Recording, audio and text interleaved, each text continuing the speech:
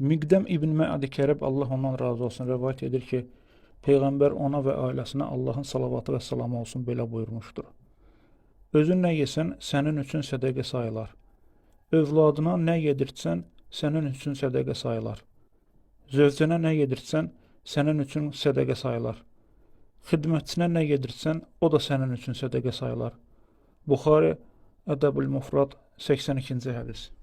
Burada sədəqə deyildikdə, Allah rizasını qazanmaq üçün onun yolunda xərclənən mal nəzərdə tutulur.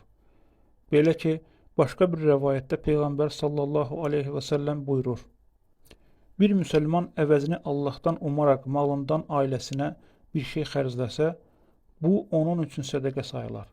Buxari, 5351-ci hədis. Bunun əksi o deməkdir ki, əgər adam malından özünə, valideyninə, ailəsinə və xidmətçisinə xərclədiyi zaman niyyəti Allahın razılığını qazanmaq yox, başqa bir şey olarsa, onun əməlində heç bir savab olmaz. Çünki Peyğəmbər sallallahu aleyhi və səlləm buyurmuşdur: Əməllər ancaq niyyətlərə görədir. Hər kəsə də yalnız niyyət etdiyi bir şey qalacaq. Buxari, 1-ci hədis.